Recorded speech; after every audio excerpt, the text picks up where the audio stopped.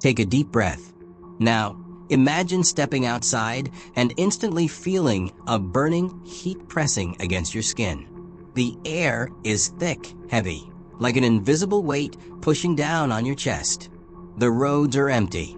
Cars sit abandoned because the asphalt beneath them is melting. Rivers that once flowed freely are now cracked and dry. Birds no longer sing in the morning because they too are struggling to survive. It sounds like something from a dystopian movie, doesn't it? But what if I told you this isn't the future? What if I told you that 2025 could be the hottest year in human history? This isn't just a possibility. It's happening right now. For years, scientists have warned us. We've seen the signs: rising temperatures, unpredictable weather, wildfires consuming entire forests. But 2025 is different. This year is shaping up to be the tipping point. A year so hot that it could change the way we live forever. But why? Why is this year so extreme? Why is the Earth heating up faster than ever before? And what happens next? Let's dive deep. Why is 2025 so hot? The Earth has always had climate cycles. Hot periods, cold periods.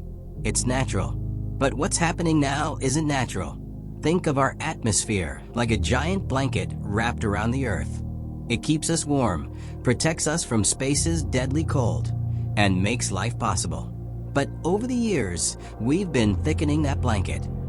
With every factory, every car, every plane, we release more and more carbon dioxide, methane, and other greenhouse gases into the air. And these gases, they don't just disappear. They trap heat. So instead of letting the sun's energy escape back into space, it stays, building up year after year. Now in 2025, the heat is reaching critical levels. And here's the scary part. It's happening even faster than scientists predicted. The silent triggers behind 2025's extreme heat. After all, global warming has been happening for decades. But in 2025, there are 3 deadly triggers making this year worse than any before. Trigger number 1, the return of El Niño. El Niño, a strange name, right? But this natural phenomenon is one of the biggest reasons 2025 is so extreme. Every few years, El Niño warms the Pacific Ocean, throwing the entire planet's weather into chaos. In some places, it causes droughts so severe that crops fail and lakes vanish. In others, it fuels storms so powerful that entire cities are wiped away. And this year, we're seeing one of the strongest El Niño events ever recorded. That means more heat, more storms, more destruction. But El Niño is just one piece of the puzzle. Trigger number 2, the melting of the ice caps. For centuries, the Arctic was frozen solid, a white, icy shield reflecting the sun's heat back into space. But in the last few decades, we've watched that ice disappear.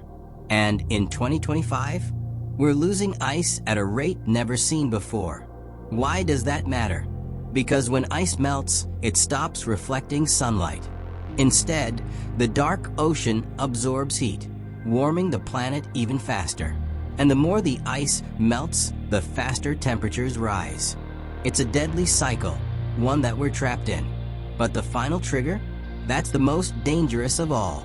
Trigger number 3, the cities becoming heat traps. We think of cities as safe places, full of life, technology, and opportunity. But in 2025, cities are turning into heat traps. Concrete buildings, asphalt roads, glass skyscrapers, they all absorb and trap heat. Even at night, when the sun is gone, cities stay boiling hot. Some urban areas are now 10 to 15 degrees hotter than the countryside. And that heat, it's making daily life unbearable. What happens next? If this heat continues, what does our future look like? Here's the reality. Cross-marked power grids could collapse. Too much demand for air conditioning. Crops could fail, leading to food shortages. Water could run out, forcing people to leave their homes. world could become unlivable in some areas. In some places, it's already happening. People are being forced to move to cooler areas. Governments are struggling to keep up, and scientists are warning us, we have very little time left. Can we stop it? The truth is we can slow it down, but only if we act now. Switching to clean energy, solar, wind, hydro. Planting more trees, nature's air purifiers. Reducing waste, and cutting down on fossil fuels. We don't need big miracles. We just need big action. Final thought. What if this is just the beginning? What if 2025 is just the beginning? What if this year isn't the hottest ever, but just the first of many? Or what if we change course before it's too late?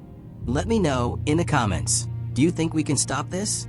Subscribe to What If for more thought-provoking videos.